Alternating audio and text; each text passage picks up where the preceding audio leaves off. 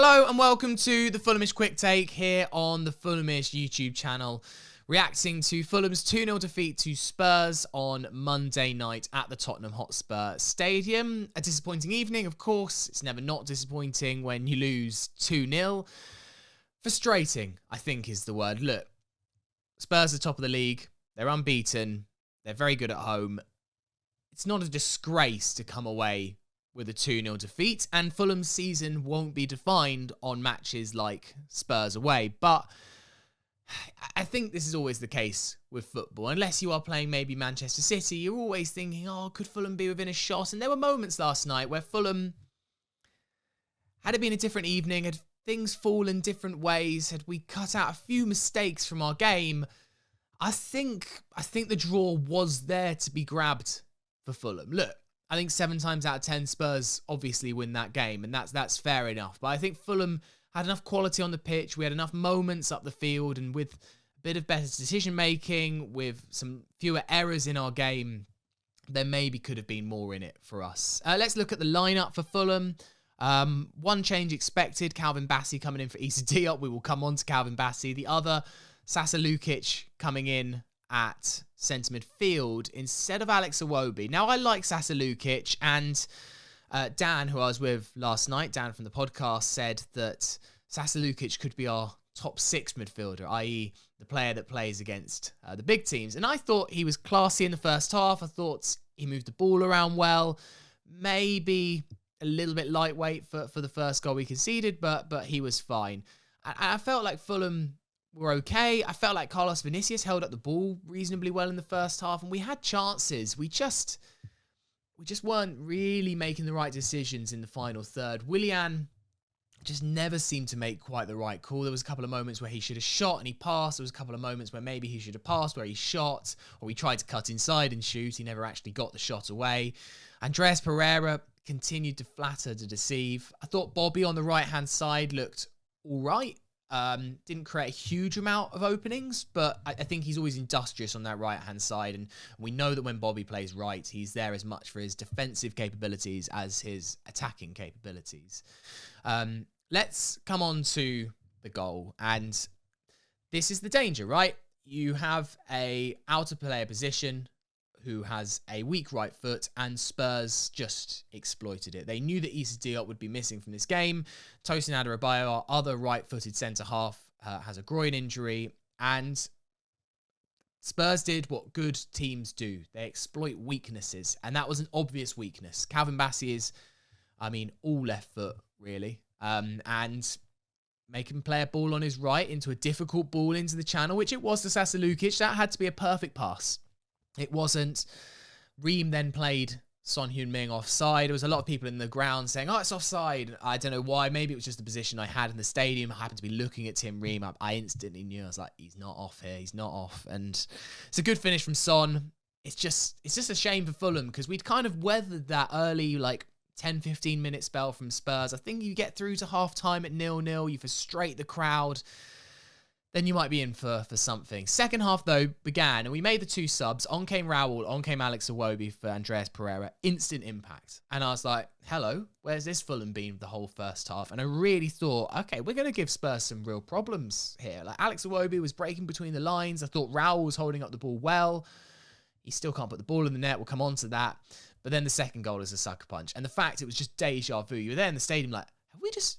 No, we've literally just done the same thing again. And then to kind of add insult to injury from Calvin Bassey's point of view, the fact that he then plays Maddison onside when it wouldn't have been that hard to just stick to the line there and play Maddison offside, I think just compounds what was a miserable evening for Calvin. I'm not going to judge him too harshly. You play a player out of position, that's what you get. In fact, it's incredibly reminiscent to what happened last year when Anthony Robinson got injured in the Spurs game. Kevin Mbabu had to play left back despite being right-footed and got torn apart, and it happened again.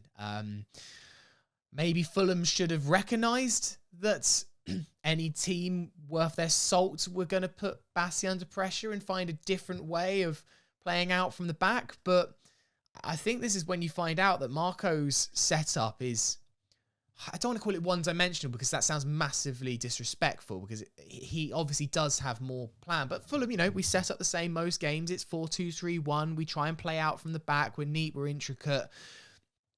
But when you don't have the necessary personnel to do it, do you have to revert to a plan B? And quite clearly we got caught out last night. Now, maybe you play a side not quite as good as Tottenham. You can get away with a left-footed right centre-back. But against a good team, we didn't. And ultimately, we were made to pay for it.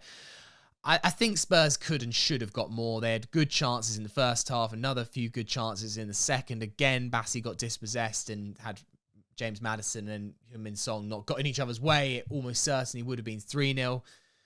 So it's a dispiriting evening. And then you come on to the last 15 minutes of the game, and this is where I think there was a massive missed opportunity last night. I actually agreed kind of with Ange Postecoglou, who said it was Spurs' worst 45 minutes of the season. Now, I haven't watched every Spurs game, but I certainly thought there were points in the second half where Spurs were sloppy, borderline maybe complacent with their 2-0 lead. But I actually think that partially came from Ange. The triple sub that he made with about 10 minutes of regular time to go, but there was also 7 minutes of stoppage time, gave Fulham a bit of impetus. And if Raul Jimenez scores the one-on-one that he gets, I think Spurs are in all sorts of bother, and I think Fulham would have been in huge ascendancy. As it happened, it's a good save from Vicario.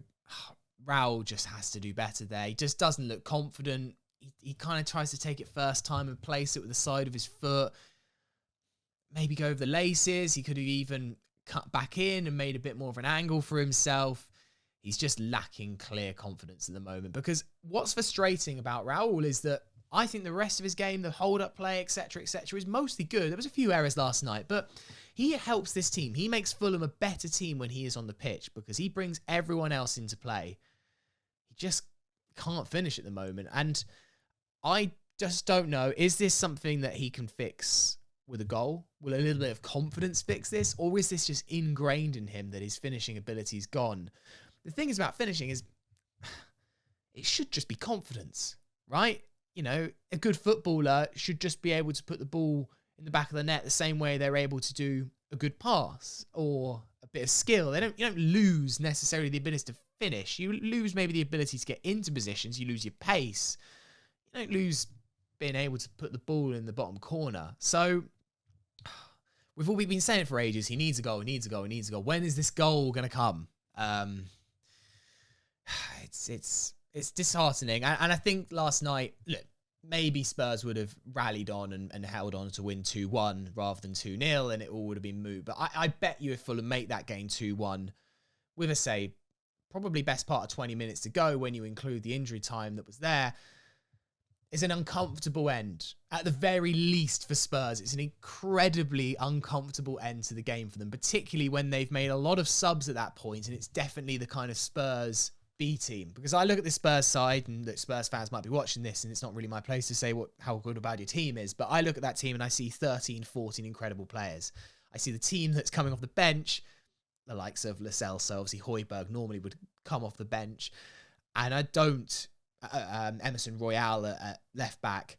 And I think that Spurs team is significantly weaker than that first team you've got. And there was an opportunity there maybe for Fulham to get something out of that game. But you have to get that foothold. You have to take those opportunities when they come. And sadly right now, it feels like whichever striker that is, those opportunities aren't coming. 8 goals in 9 games. Fulham just can't score. 3 of those goals of the 8 came in one game against Sheffield United. This is a goal-scoring problem. We all knew the problem that letting Alexander Mitrovic go would pose. Seemingly the club, I just don't, I don't want to go back over old ground here, but could have we done more in the summer to find an adequate replacement for Alexander Mitrovic? Maybe, but not much point looking back. Looking forward, 3 more difficult games. Brighton away, United at home, Villa away. United is the only game where I'm hopeful we might get something out of it, but it's still not a banker. Like, this United team are quite poor, but it's still Manchester United with some very good players. Brighton, maybe can you catch them after the Europa League? Same with Villa. They're going to have been playing in the Conference League, but do you back this Fulham team to go to Villa Park after 11 consecutive home victories and get a win? Not 100% sure I do. Look, it's all fine. I think that Fulham will be okay, and we showed moments of quality last night which give you hope that this Fulham team does have enough to stay up. As I mentioned at the start of this video, 2-0 losses to Spurs are not going to define our season. There are much more important games to come. There's some big games in that's in the end of November, in December, where we do need to get the wins. And mostly this season, barring Brentford, we have got the wins in the game, or points at least, in the games that we need to.